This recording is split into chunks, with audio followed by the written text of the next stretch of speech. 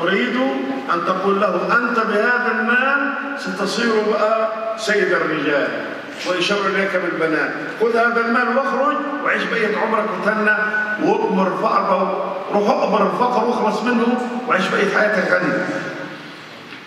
And so the battle continues, and upon unlocking and breaking this chest open, he realizes that he's struck it lucky because two sacks, one of gold coins, one of silver coins, and it's wealth, it's basically money.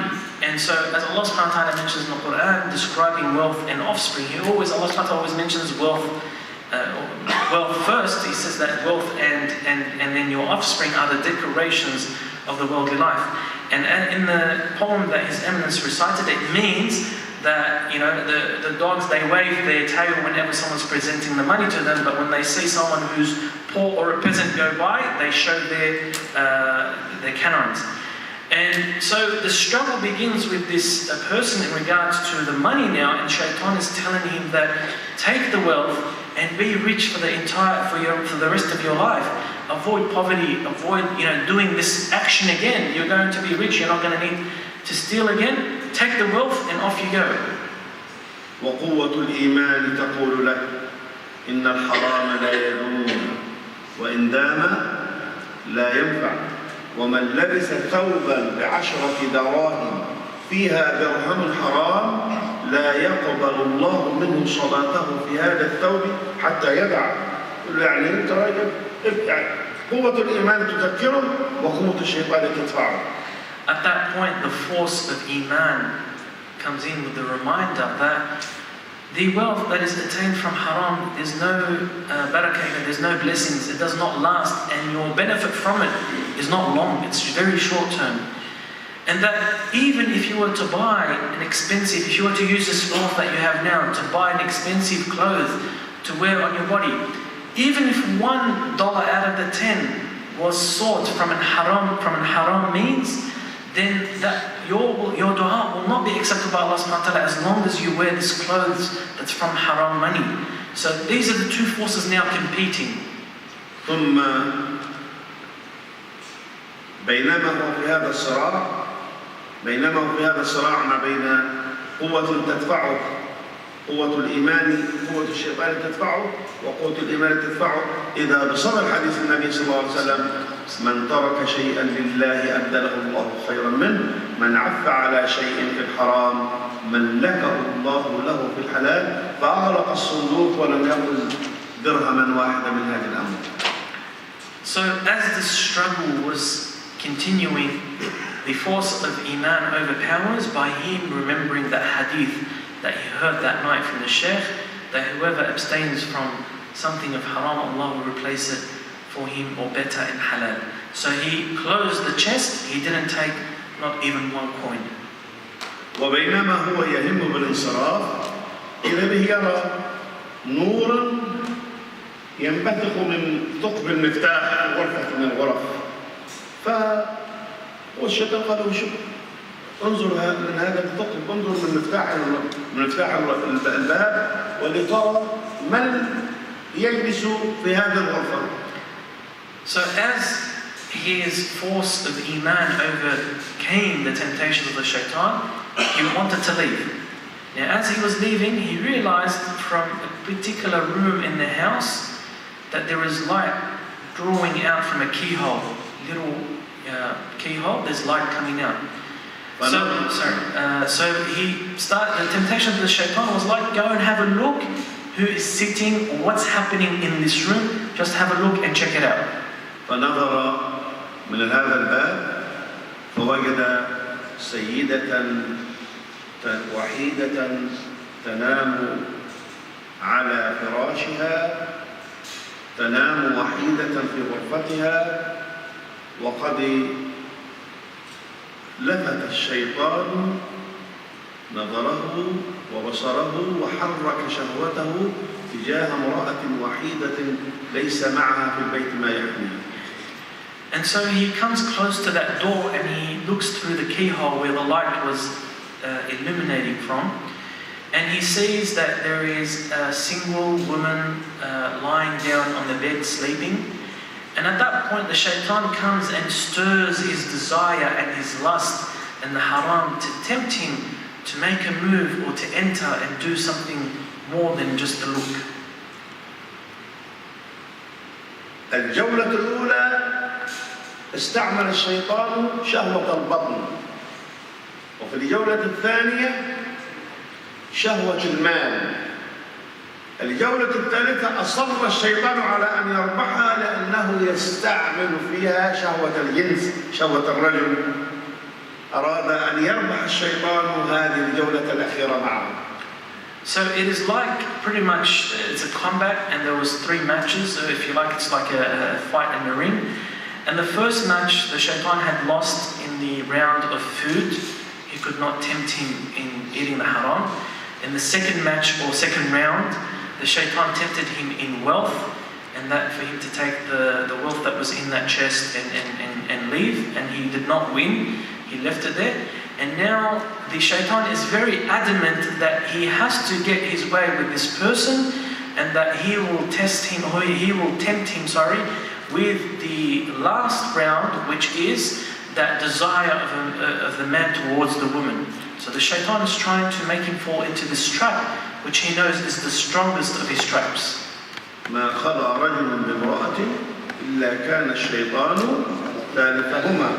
فقوة الشيطان انظر إلى قوامها، انظر إلى ريلها، انظر إلى جسمها، انظر إلى شعرها وتدفعه. وقوة الإيمان تقول له أترضاه لأمك، أترضاه لأختك، أترضاه لابنتك. وظل الرجل يقدم ويحجم.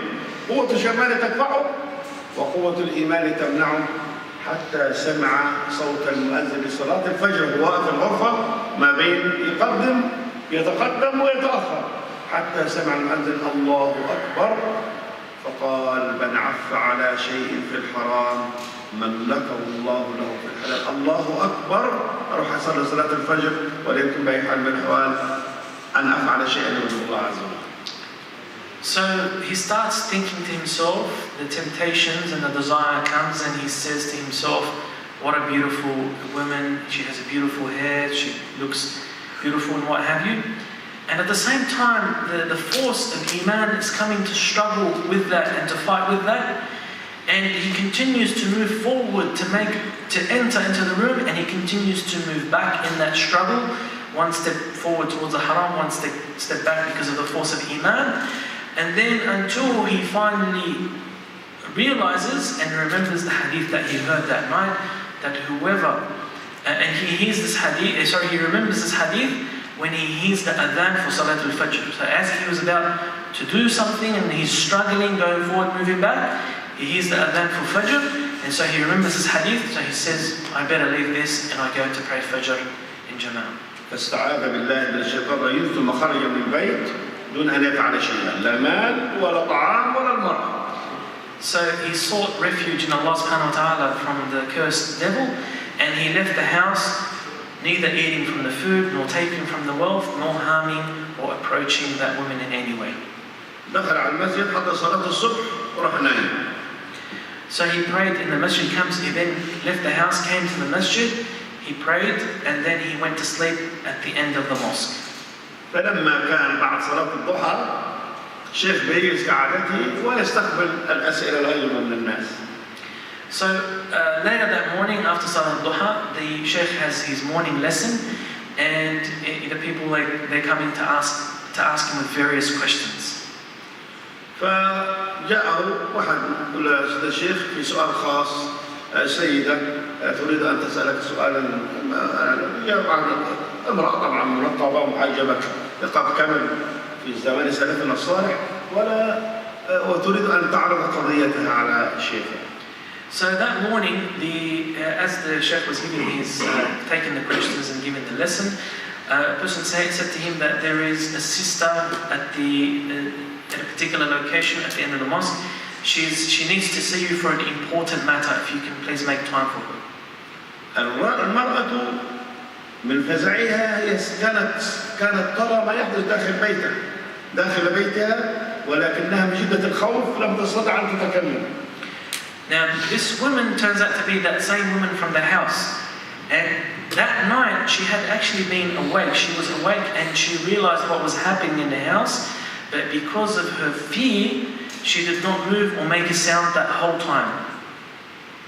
قالت له يا سيدنا الشيخ حصل معي البارحة كذا وكذا وكذا وكذا، أنا أرملة وحيدة ومنتهية عدتي، والحقيقة أنا ليس لي أحد يعولني، وأنا أريد زوجا عندي بيتي وعندي مالي، وأريد زوجا على كتاب الله وسنة رسول الله. كل من قريبا شرط كبت عن من العرب. So she said, to the Imam, she said to him that such and such happened last night, and I'm a widow, I don't have someone to support me or a partner to sort of live with me at home. I wish to marry someone on Allah subhanahu wa ta'ala's sunnah as his prophet, and I have wealth, I have a home, I have wealth, and I'm well off. فتفقد الحاضرين الزوج، نقل عن زوج فلان، زوج تخاف زوج حاج، زوج فوجد الحاضرين ما بين متزوج وما بين غير الراجل متزوج. So the Sheikh started asking his students and the people that were there, are you married? Person, each individual, until he found that either all the people that were there were married or were not interested in getting married. لازم يبقى في المسجد إلا صاحبنا النايم ولا العمود في آخر المسجد And the only one who was left in the masjid is that person who was sleeping in the corner at the end of the masjid. So he asked one of the students to go and call him. قال له أمتزوج أنت؟ قال أنا لا أكل، أنا لا أجد ما أكل عشان زوجي. So the Sheikh asked him, are you married? He says, how can I be married? I can't even have enough money to eat. أتتزوج؟ قال إذا بزنارك يأخذ من جوب. He said to him, are you interested in getting married? He said, I wish, please help me out. المهم جمع له من الصداق وساعدوه المشايخ والحاضرون وعقدوا له قرانه وقال له خذ زوجتك بارك الله لك في أهلك وكان وكيلها الشرعي ومشت أمامه وصارت ومشهور منها ولا يدري من هي.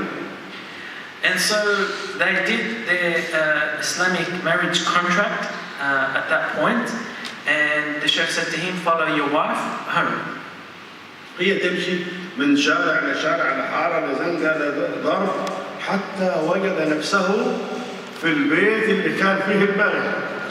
So she's taken him, he doesn't know who she is because she's veiled, and she's walking towards her house, he doesn't know where he's going from street to street until she arrives at the very same address that he was there the same night. فلما دخلت قالت له استنى بين عليك وشك بين عليك انك انت جوعان. 5 دقائق ولعت النار كذا كذا، حميت له الدجاجه وقالت له لازم نعزبها في الخبز بلح بينهم بعض، لازم تاكل. So she enters the home and she says to him, the first thing I see you that you look like you're hungry. Give me 5 minutes. She turned on the fire. She lit the fire. She warmed up the very same meal that he had seen that night, and she presented it to him. سلطات وخبز نظيف ودجاجة بين يديه. قال يا رب من عف على شيء في الحرام ملكه الله له في الحلال. So she presented him with the very same chicken. Now it's warm. There are the various dips and side salads next to it as well. And he started thinking to himself of that hadith that whoever abstains in the haram, Allah replaces it for him in the halal. ولكنه بدأ يبكي على الأيام التي كان يعيش فيها بعيدا عن سنة النبي صلى الله عليه وسلم وعن هذا النبي.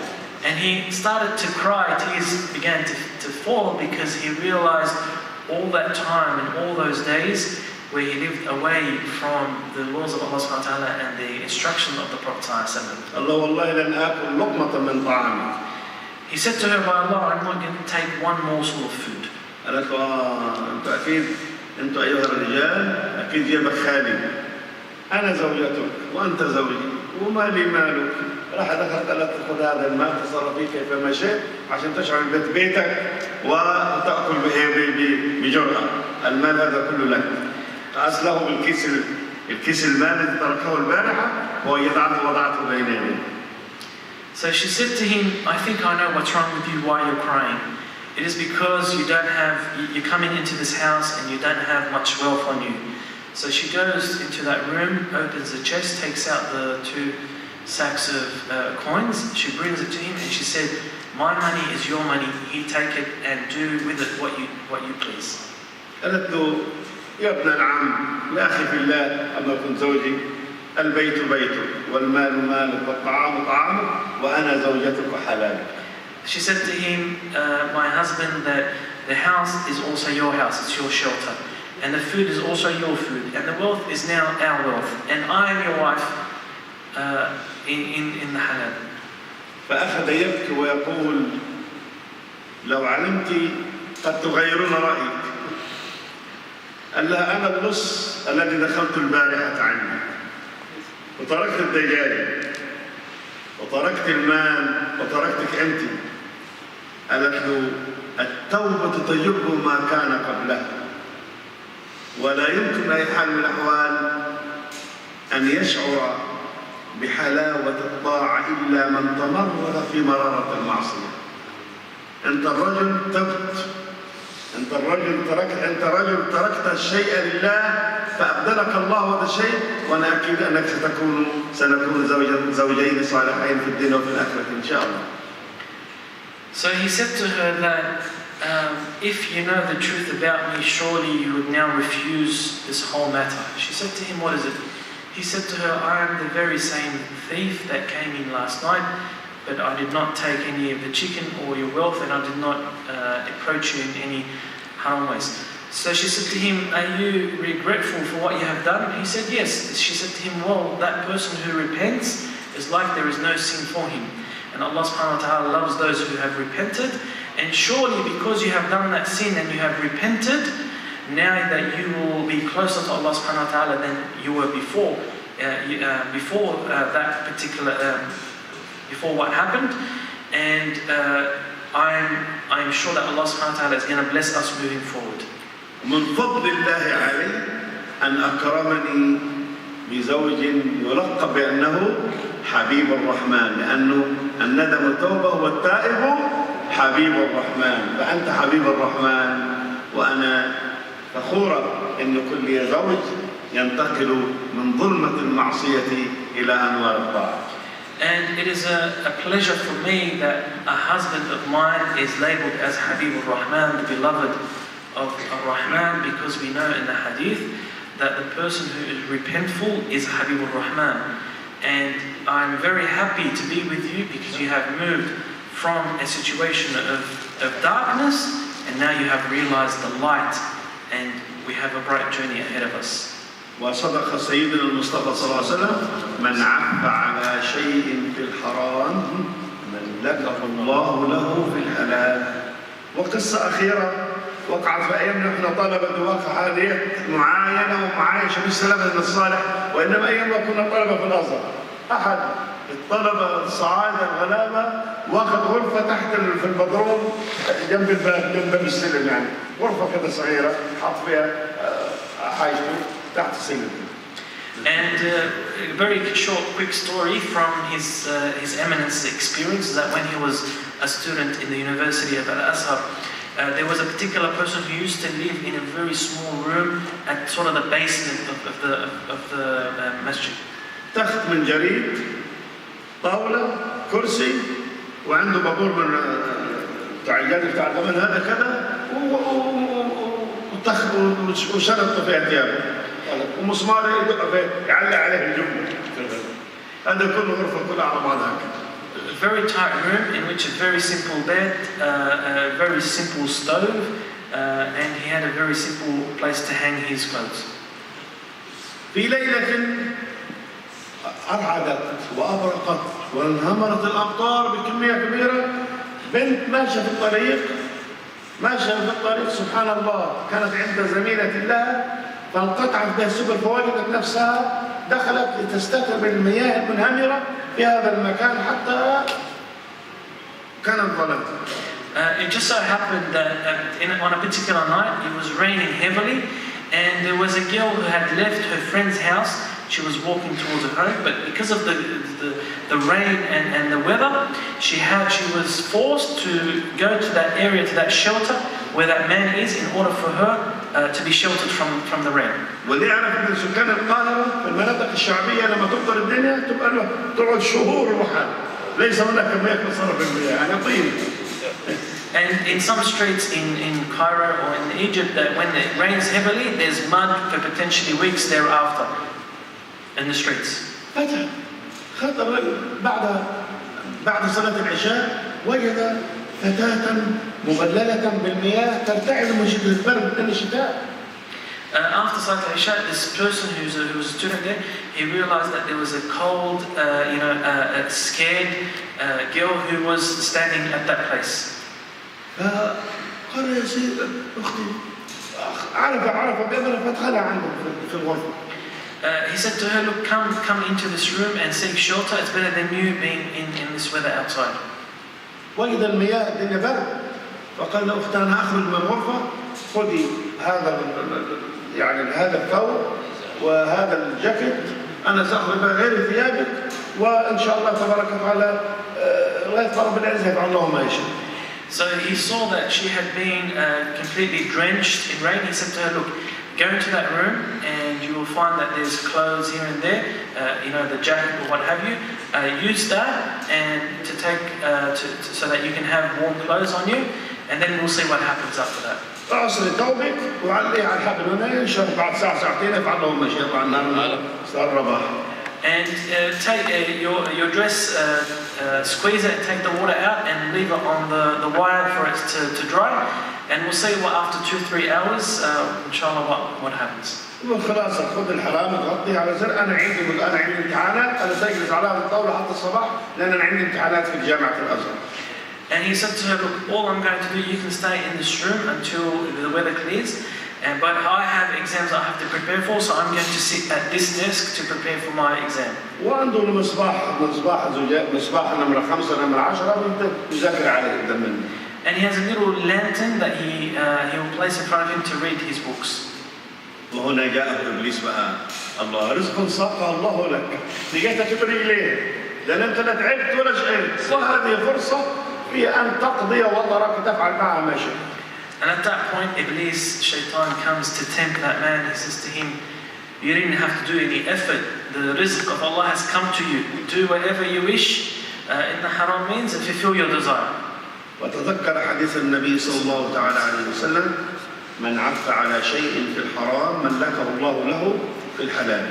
And he remembered at that point, he remembered the very same hadith we're talking about tonight. وهنا بدأت قوة الشيطان